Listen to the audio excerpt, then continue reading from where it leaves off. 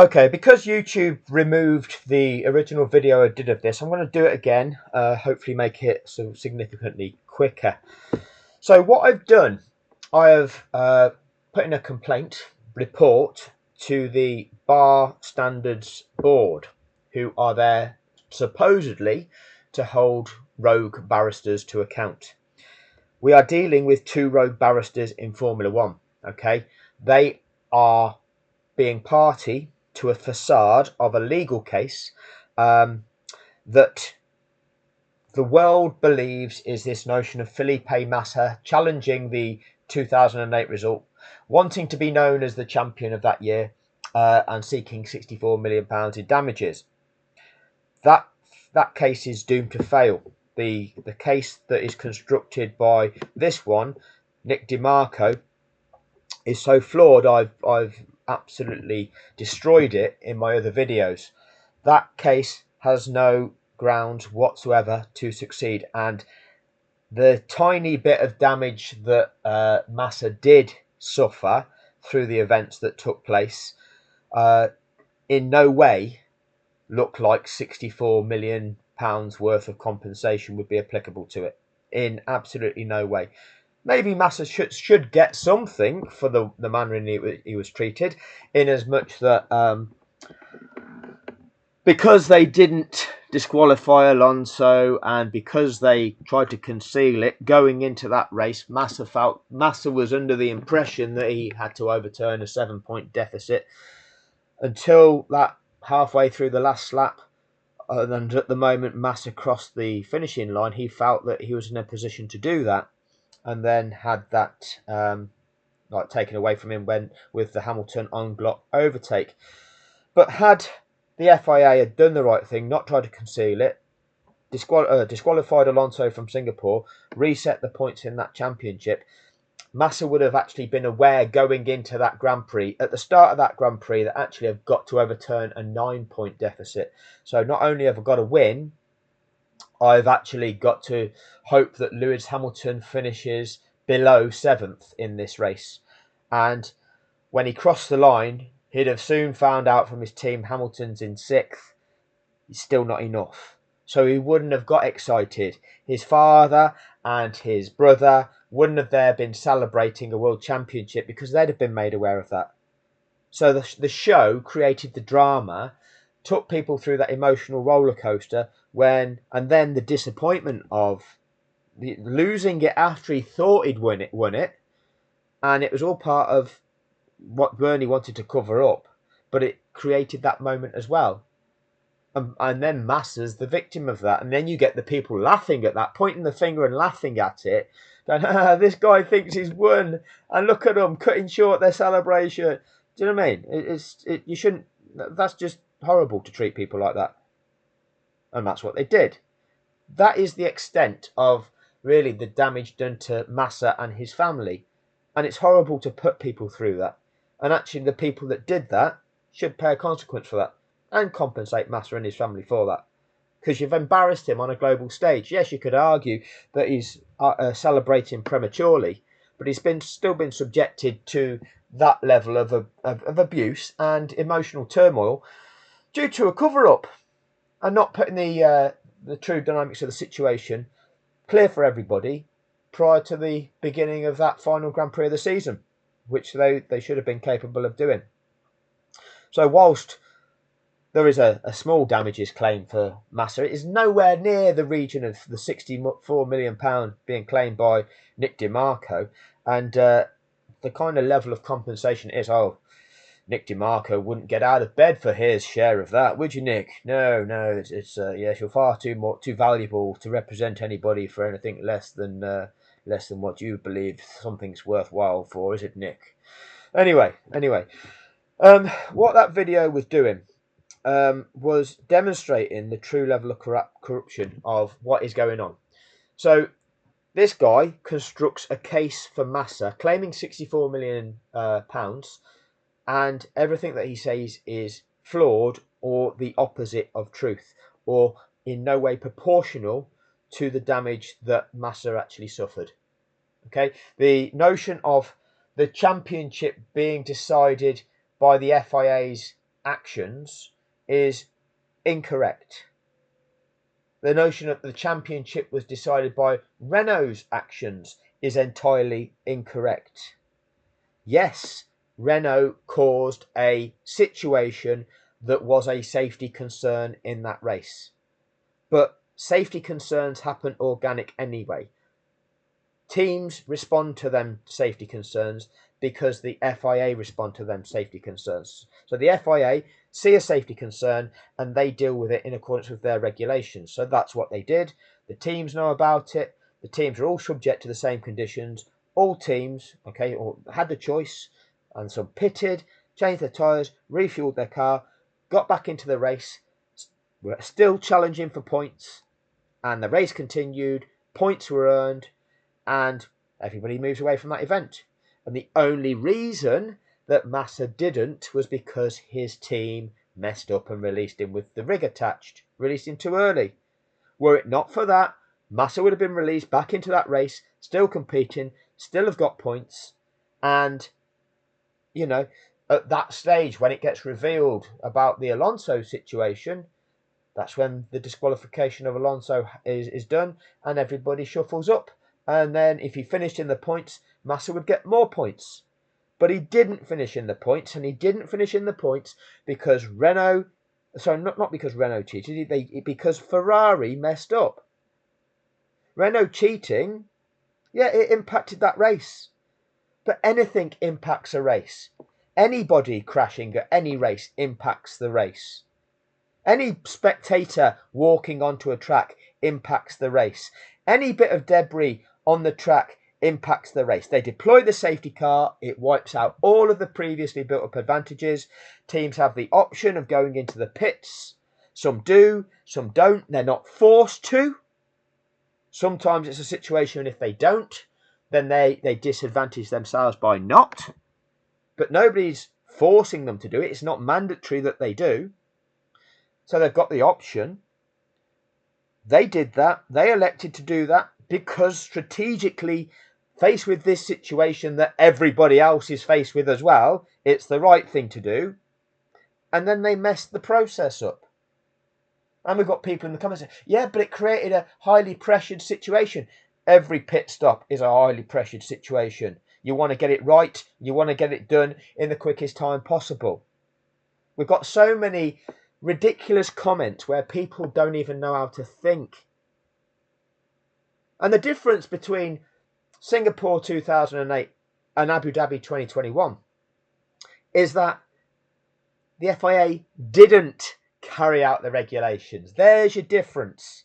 Singapore 2008, the FIA responded to that situation using their protocols that all the teams were made aware of. All the teams knew what was going to happen and they responded accordingly. Determining their strategy, how they were going to react in that circumstance based on the correct application of the regulations. That's what the teams did. Abu Dhabi, no. The sport broke its own rules. And rather than the sport take responsibility and say, yes, we broke our own rules and we can't do that because that produced skewed outcomes. Some teams would have made the statistical prediction that this race may not resume because on average, the number of laps that elapse due to a safety car deployment is more than what is left in this race, and therefore the statistics would suggest that this is going to be a safety car decision finish, so that is going to be our decision to not pit and maintain track position.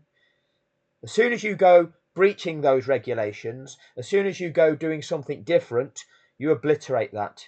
You've obliterated sporting fairness by changing the regulations.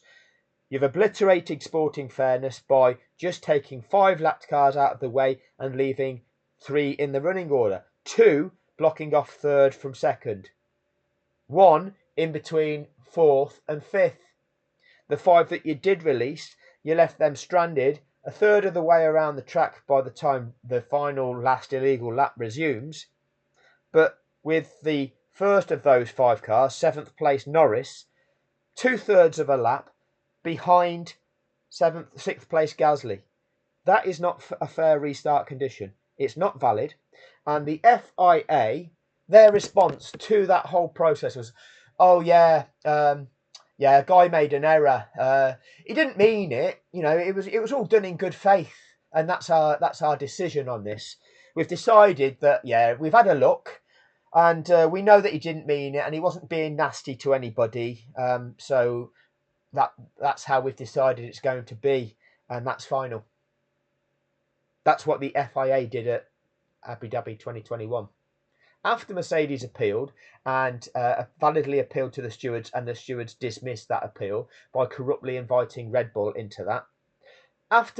During that safety car period and the brakes catching fire, initially Brundle and Crofty are saying there's bound to be a couple of racing laps left, and then when they see the brakes catching fire, they then start projecting the notion of, well, what are they going to do here now? Will they let the lapped cars through, that mandatory procedure that they have to do? You've got Brundle saying, will they do it? And if they do it, how long will they wait before they start racing? So we've got the paid commentators of the sport conditioning people's minds to believe that they possibly could do this as a version of the rules so that we get to see a race. Well, what are you complicit with? If it's an authentic commentator of a sport, you know what the rules of the sport are, you know what they are for, you know the state of play, and you call it accordingly. We didn't get that with Brundle and Crofty. We got them presenting possibilities which aren't in accordance with the rules. That demonstrates that they are complicit. They are a key part of that fix. That's Abu Dhabi 2021. This 2008 case is an absolute contrivance. A contrivance whereby you've got this guy presenting a case that is destined to lose for one guy, and the opposition, Formula One, right, being represented by this guy, and what he's now seeking to do is say, Massa, you have no case, because Massa doesn't have a case, right? Because Massa wasn't impacted. He didn't lose a championship. He just didn't win it. So it doesn't affect his future earnings. He's not a world champion. He's not going to be recognised as a world champion. So he's not lost out on future earnings, right? The people that were harmed by the FIA covering it up are, well, Hamilton had to achieve more than he should have done to have actually been declared champion. Going into that race, he should have known that he only needed to secure 2 points to become champion. They made it so that he needed to secure 4 points to become a champion. Because Timo Glock got overtaken on the last lap, Timo Glock received death threats along with his family. They received abuse. 2 drivers in that Drivers' Championship, due to the non-disqualification of Alonso, finished a position lower in that championship than they actually should have validly finished, due to Alonso being disqualified. That will affect their contractual arrangements, any bonus payments that they may have been due as part of their contract, impacting their perceived ability as a driver, their perceived performance, impacting their future contracts, future employment possibilities, opportunities, all of these things, their future marketing opportunities based on the perception of their ability as a Formula One driver, impacted because the FIA didn't do the right thing. And also impacted is all of the employees of predominantly the 6 teams who were finished below Renault in that Constructors' Championship, who all should have been finishing in a 1 position higher in that championship because Renault should have been disqualified. That results in each of those teams receiving an additional £10 million each in prize money, part of which gets distributed between the employees of those teams as part of their bonus payments that they did not receive. The remaining last pot of prize money that Renault wouldn't get because they got disqualified, so the remaining allocation of prize money, well, that's left over, so that needs to be divided between all of the teams that were left over. So that's an extra portion of money for each of those teams. So even the employees working for the top 3 teams that finished ahead of Renault in that championship Well, they still lost out on a partial share of the prize pot that was reserved for that last finishing team. So their employees lost out on a percentage of their bonus because the percentage awarded to the team was slightly lower. They're the true victims of Crashgate. And all of us that tuned in to watch authentic sport were denied that by the actions of Flavio Briatore. And then Eccleston defrauded the world of knowing the truth about that by trying to cover it up, to protect his brand, to protect the image of Formula One, to protect the financial image, the financial wealth of Formula One. It's all a manipulation. It's all a contrivance. So this case is supposedly for Massa.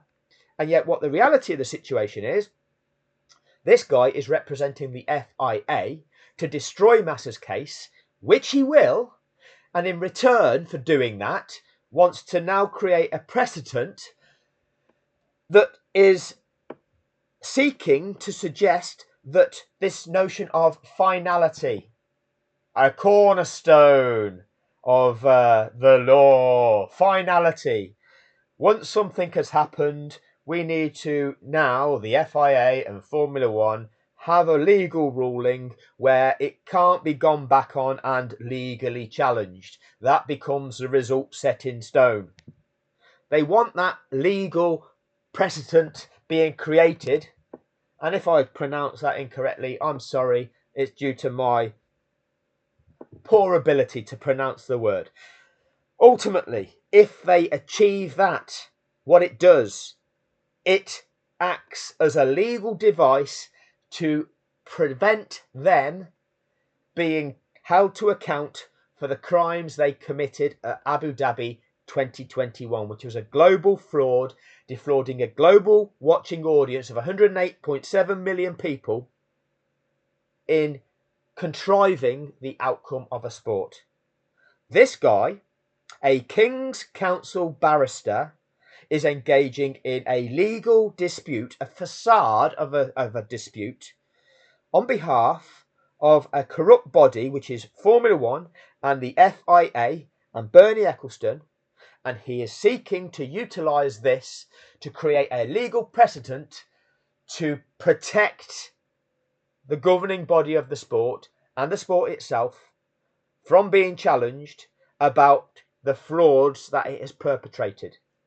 This is a barrister working in the justice system, seeking to create a legal ruling to protect the criminals.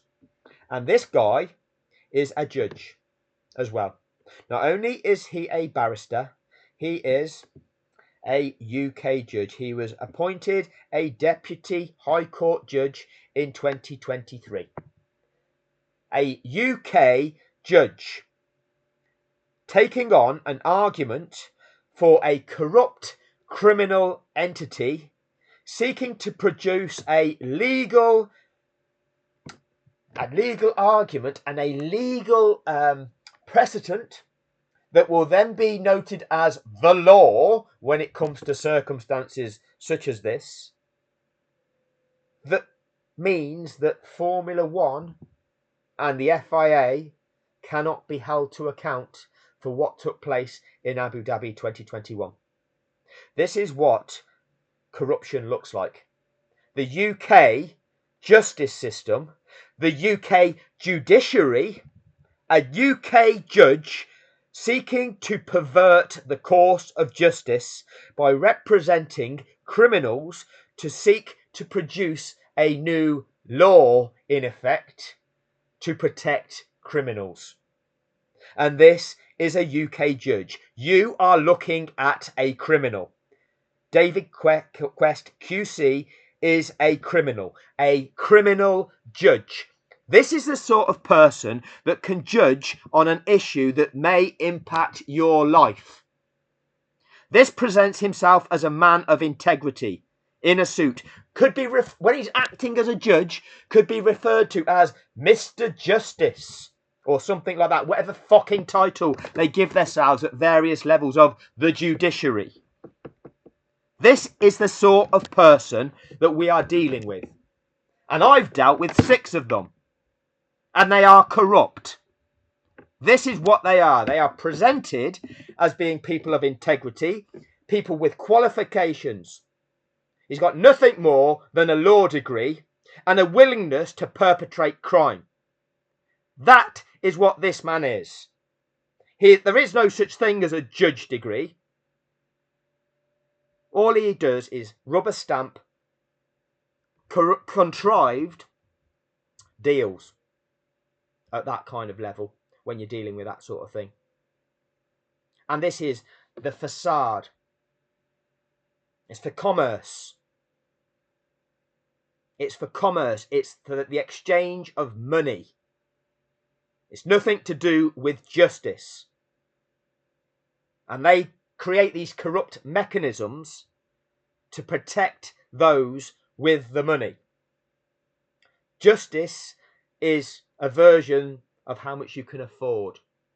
That's how it works. It's a negotiation. It's all about money. This is a criminal. Understand that. So let me just take you through it briefly now. I'll play this video through in the background and show you what I was doing, because basically I was introducing the fact that I am submitting a, I can't think of the actual word, I'm submitting to the Bar Standards Board, reporting to them that there's a problem. So I'm showing you what you need to do. You need to go on to your search engine, search for the Bar Standards Board. You'll get onto their website. I'm not even playing this at the moment. And what will happen is you'll get through to their website. Where are we at? Still not moving on, is it? There we are. Come to him. So you can search the barrister. There we go. Search the barrister's records. So what happens is you can search the barrister's register on here.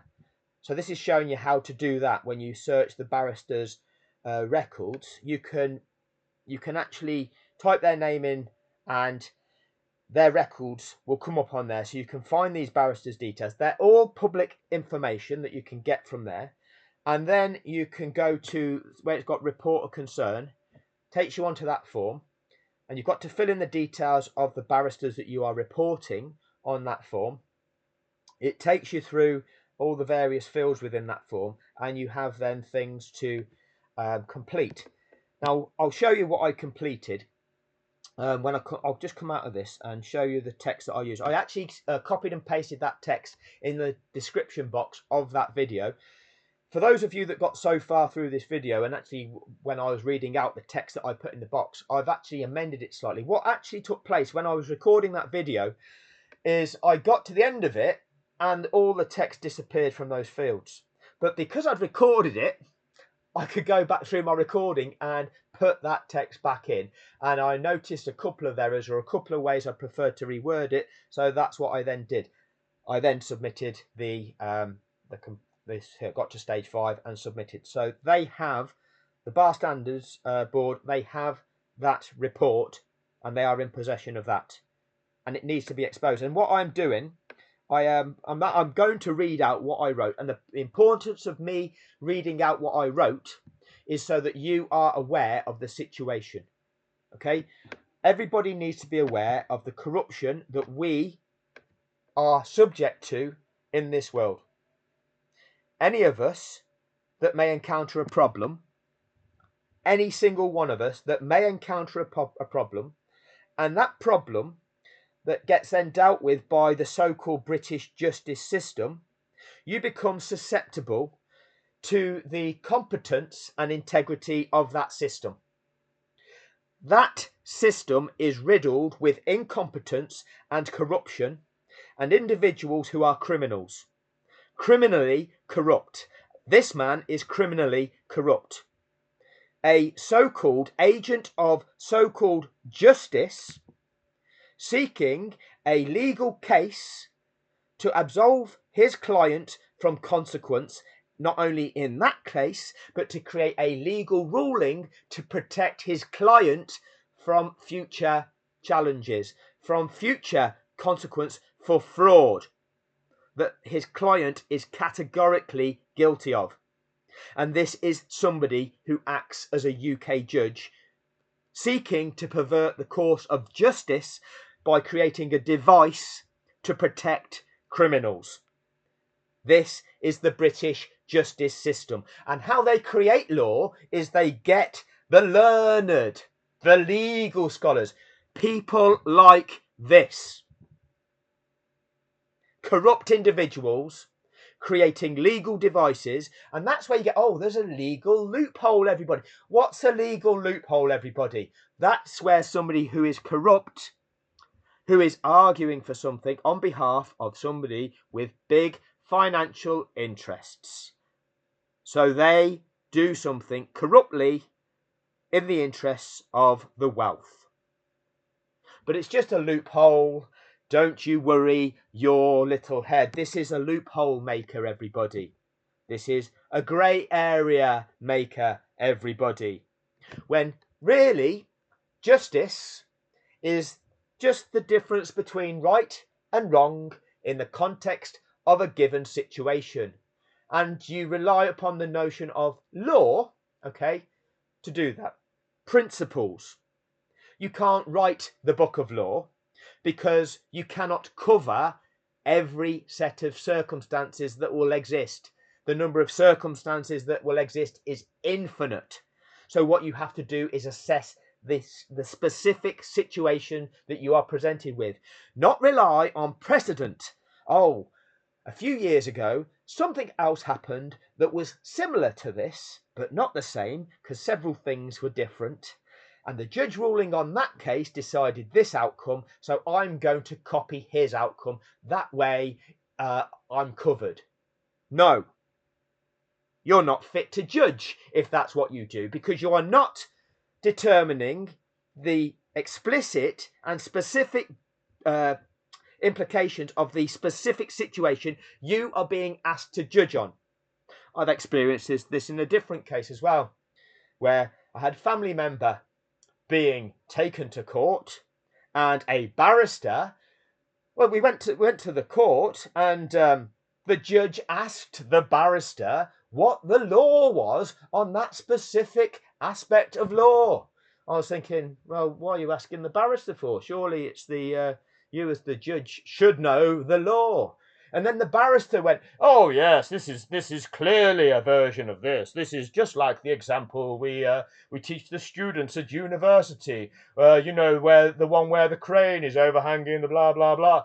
I'm thinking, there's no crane involved in here, and you're not taking into account the permission that we've received, and you're not taking into account the dynamics that have taken place here over this course of time. So you're ignoring context, you're ignoring all of the facts of the situation to try to argue the argument for your colleague. The legal process enabled that whole facade to go on for 2 years, 10 months, with threats of us having to pay their legal fees of £60,000. And right from the start, I just said, no, your argument is a corrupt application of law. And funnily enough, a week before the final hearing, their legal team wrote to us and said, oh, we're aware of our obligation to seek to resolve this issue before it going to trial. So here's our proposal. And they backed the fuck up. Funny how the law works, isn't it? Funny how the law works, but it's a tool of oppression. They try to use the notion of law to get you to submit to their tyranny. That is the truth of the situation. We get legal.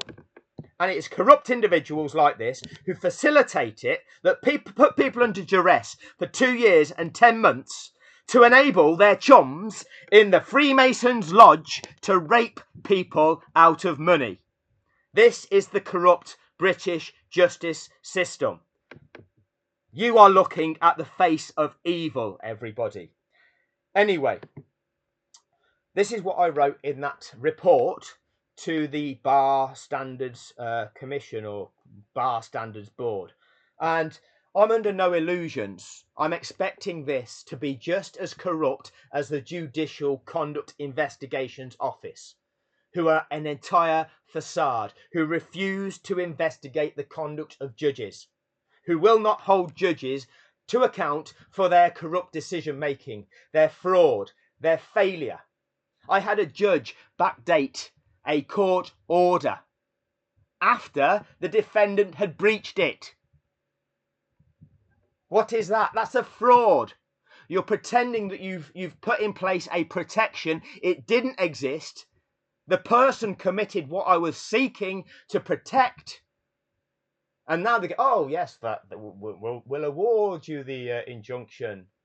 Well, what happened if what was done actually went through? That piece of paper you say existed then didn't exist until 3 months after you said it existed. I've got the evidence of their fraud. And when I hold them to account, they close ranks. They contrive the narrative of the case. They totally absolve themselves of consequence for their failings and the failings of their colleagues. This is the justice system. It can affect any single one of us. Understand that? Anyway, back to this situation. I am part of a group of a reported 500 million followers of the show of Formula One. One of the 108.7 million people who were defrauded by the global fraud perpetrated by F1, the FIA and ALL MEDIA of Abu Dhabi 2021. I will be taking action against those perpetrators. I will be acting on behalf of all of the vulnerable, mind-conditioned, abused followers of the show, because the corrupt bodies in this country who are tasked with investigating fraud refuse to do so to protect the economy, protect the interests of those with the controlling financial interests and influence. Now, for those of you, do not be offended when I refer to this notion here of the vulnerable, mind-conditioned, abused. Every single one of us was abused by being defrauded by that show. We all tuned in to watch a sporting event that they contrived. We were watching, many of us were watching what we thought was history being made. A competitor achieving something that had never been done in that sport before. We thought we were on the verge of seeing that happen. They contrived the ending of that to set it up for the other guy to win it. That is an abuse of every single one of us. People lost money in that if they bet on the outcome of that show. You've harmed people. People spent money in tickets to a sporting event that was fixed by the governing body of that sport. People paid money for television packages so that they could watch that sporting event that is no longer a sporting event when the outcome is fixed by all of those involved in the sport. The governing body of the sport itself, all competitors of that sport who were complicit with the fixing by not protesting it, and the mind conditioning media who led you to believe that it was all exciting, it's only live once, what incredible drama, you couldn't make it up. And they did make it up. We all are vulnerable. We have to believe in the authenticity of the material, the information that we are fed. Some are now waking up. Many of us question things all the way through our lives. Many of us could see through some of the lies that we are presented with. But I wouldn't say everybody can see through every lie we're presented with. We're all still susceptible to the mind conditioning, to believing some of the things that is presented in the media, which will be lies. Many people are susceptible to those lies. They know that. It is a science. That's what they do, They control populations by feeding people information, and that maintains their control of the system. We are mind conditioned. So whilst some of us will like to think we are beginning to wake up, we all need to understand that we're still all susceptible to it. The legal process is part of one of their tools. We need to wake up to what they are really doing in that legal process. Anyway, on with what I filled in that first field when it was the description. I am gradually exposing their fraud on my YouTube channel Fixed, ensuring that at least a measure of public awareness is raised to at least evidence the situation for when the criminals will seek to silence me. Because let's make no mistake, they are going to try and seek to silence me. This is harmful. If this gets out mainstream, this is going to completely obliterate confidence in the British legal justice system. Well, I use them two terms, didn't I? Legal and justice. They're not connected. Justice is one thing. Legal is an entire contrivance. Legal is a system of manipulation. Okay? But when people say we've got no faith in that, we've got no faith in the judiciary, those people that make the decisions that impact people's lives, and you should have no faith in that judiciary, an unqualified body of manipulators, criminals. And that doesn't apply to all of them. You've got to have faith that some of them will be decent. But the whole gaslighting process of this is such that they use jargon, they use terms in Latin that you won't understand, they go through processes that you won't understand, they use the fact that they want you to have a representative that acts as a buffer that will tell you a little bit about what's going on, but they never be able to explain to you in full, oh, we're looking at your situation and this will be the outcome of this situation because this would be how this will be determined. Oh, we can't do that because we don't know what the judge is going to decide about that. But everything is all about what the judge decide, and that can be anything depending on what they want. And the rules of the process, here are the rules of the process, but any of those rules, the judge can decide that they don't want to apply that rule and they'll do what they want. And the judge, they can give directions to say to both parties, oh, you must now do this. And if you don't do this, this will be the consequence. And if one party doesn't do that, the judge can still go, oh, well, actually, I'm still not going to apply that consequence. I'll just give them more time to do what I wanted them to do. It's all about what the judge wants to do and how they want to manipulate and contrive, and they'll afford more time and more time and more harm and more damage to your life. But your solicitor's doing rather well out of it, because that means more letters being sent, another court appearance that you have to pay them for if you use one, and if you represent yourself, they rape you. But we'll come on to that another time. The court case, this is the Massa case now, we're back there, is a facade designed to create a ruling to protect Formula One and the FIA from consequence for their Abu Dhabi 2021 crimes and Belgium 2021. Belgium 2021 was a crime, was a fraud. There was never a race there. The FIA broke their own rules to pretend that the race had happened. The sporting commentators, Brundle and Crofty, lied to you all. So officially, we're now underway. No, we're not. The regulation is the race will be deemed to have started when the lead car crosses the start-finish line for the first time after the safety car has returned to the pits.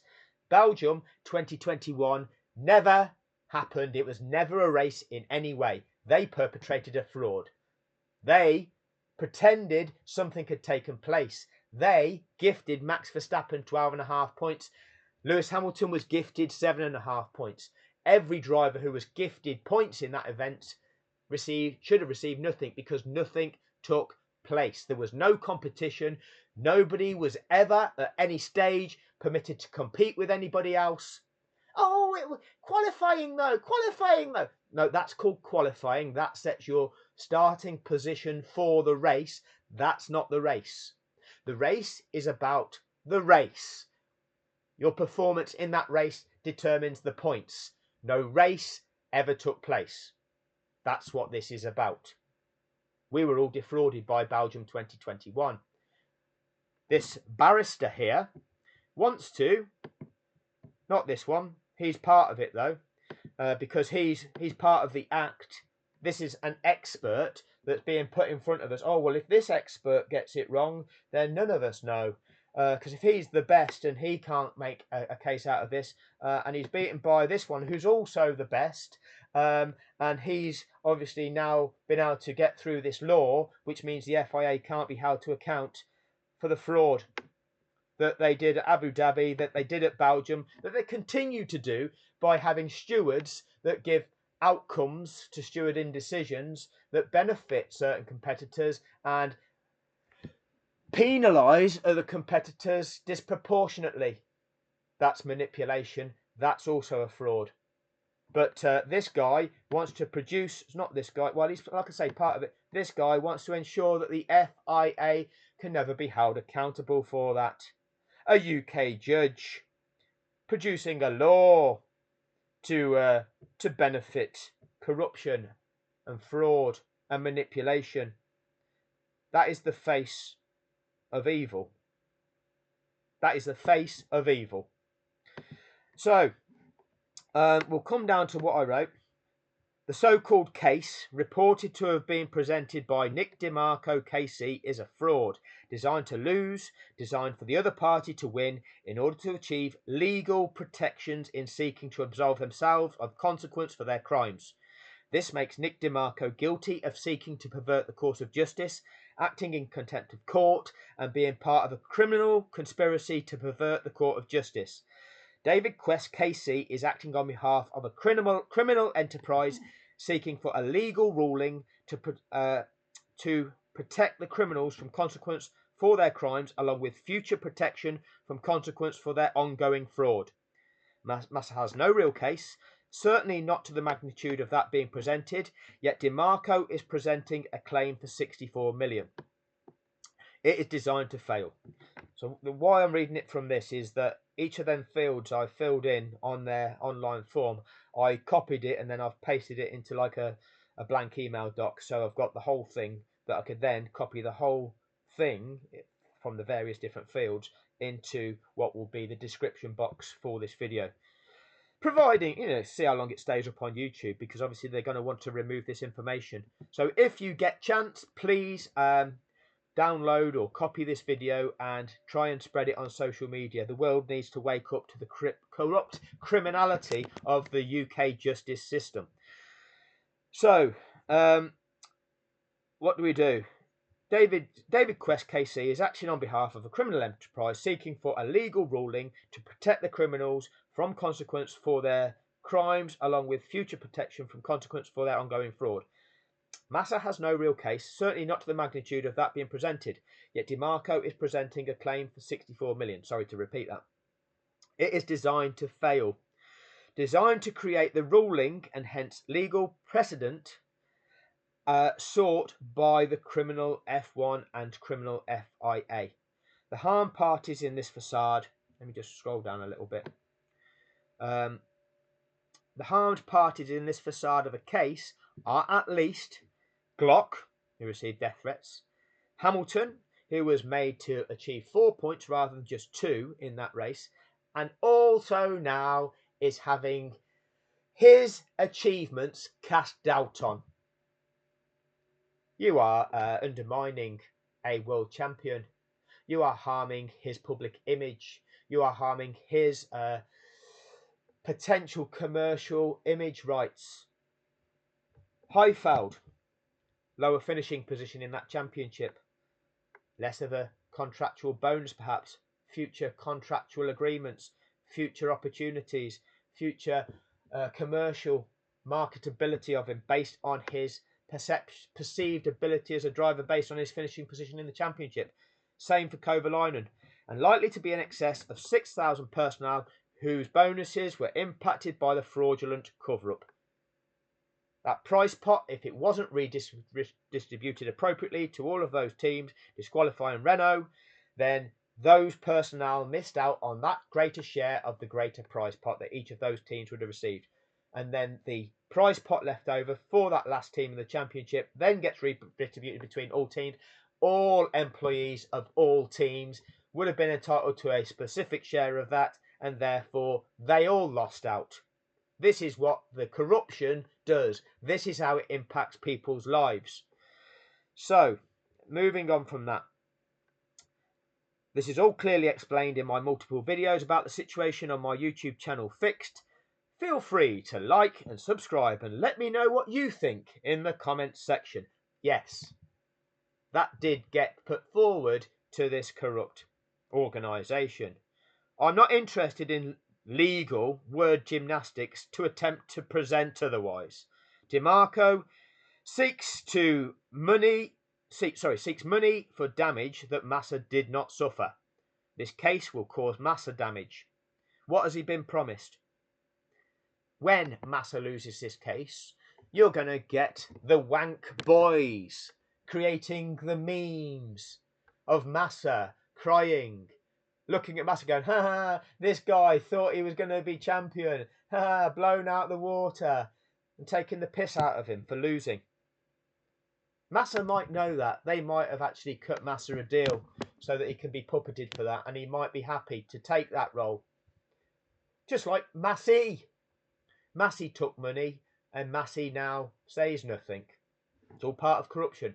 A corrupt legal device so that a perpetrator of a crime, somebody who enacted part of a fraud, is now not allowed to talk about it.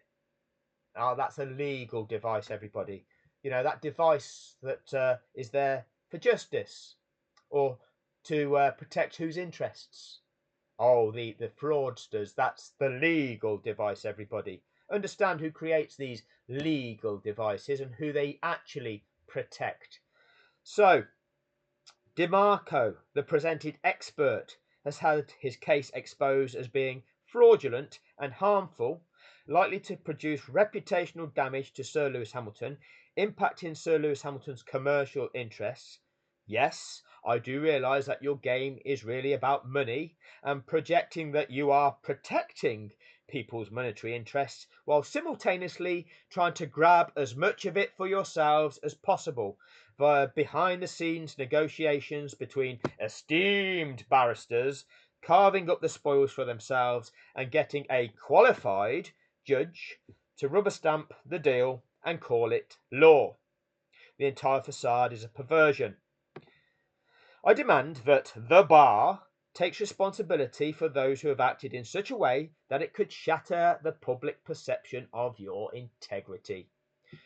When people wake up to your scheme and realise that you are just deal makers, covering up fraud and crime, whilst concealing and protecting the perpetrators under the facade of law, then it will harm the entire corrupt legal system, won't it? We cannot have the illusion of integrity shattered, as it will lead to the loss of public confidence. Oh, you don't want to lose public confidence, do you?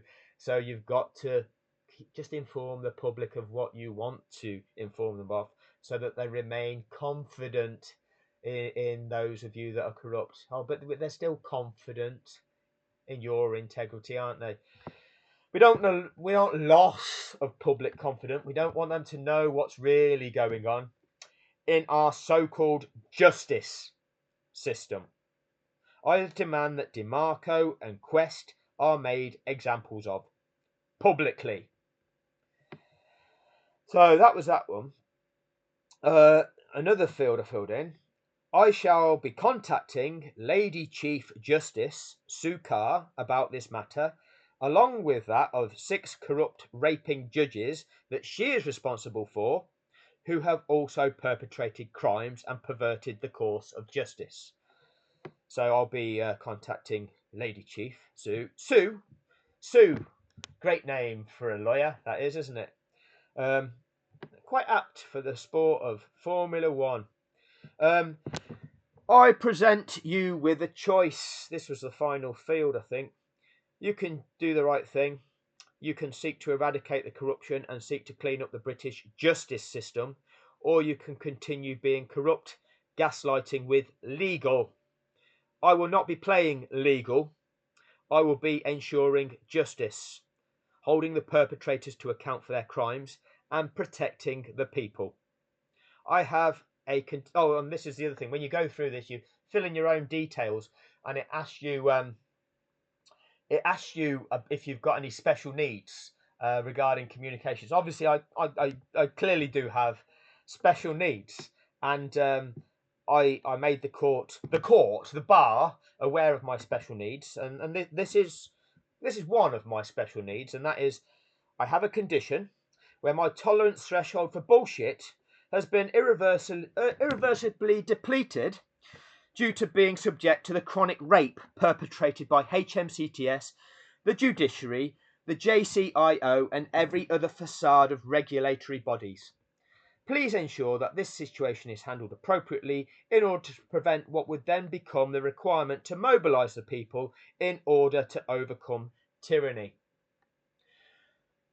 You don't overcome wrongdoing, tyrants, by asking them to behave themselves. You're doing that wrong. Will you do the right thing? No, we won't. We tried that. In the aftermath of Abu Dhabi, we tried that. We wrote to the FIA. We contacted them. We said, you're doing this wrong. You've done that wrong. Will you correct that? No, we won't correct that. I wrote to Sky Sports. I told them, you're presenting this wrong. Will you correct that? No, we won't correct that. I wrote to every form of media. I exposed that Sky Sports were getting it wrong. The FIA was getting it wrong. Will you expose that? No, we're all part of the machine as well. How do you overcome that? Well, the only way you impact change is through revolution. And there will come a time, if the judiciary don't take appropriate action to take control of a justice system and make it clean, make it fit for purpose, uphold the integrity of what should be the pure fundamental principle of justice. If they don't do that, and they just act as tyrants, protecting the interests of tyrants and criminals, then it will take the uprising of people to overturn it. And they keep people just in that zone of just enough comfort to be okay, but discomfort where their lives are held to ransom for the benefit of the billionaire. Our lives are costed out. They work out the maximum they can charge us for every given thing, so they can extract just as much as they can from all of us to keep life as a struggle for us, to keep us enslaved, maximising what they rape out of the situation. So that works for them. But we're still comfortable enough to be compliant. It's when people get to a stage where they see what's really going on and demand change, or you push people to a point of desperation. You push people to the limit. So, let's see where this goes, everybody. Let's see where this goes. Anyway, that'll do on this video. Please save it, like it, share it. I try not to ask too much for that, but it's important that people actually get to see what's really going on. And the only way that that's going to happen is by those of you that do see it, sharing it, because the mystery algorithm is not going to let this spread organically. So it needs people putting in the spade work to help spread the information. Thanks for your time.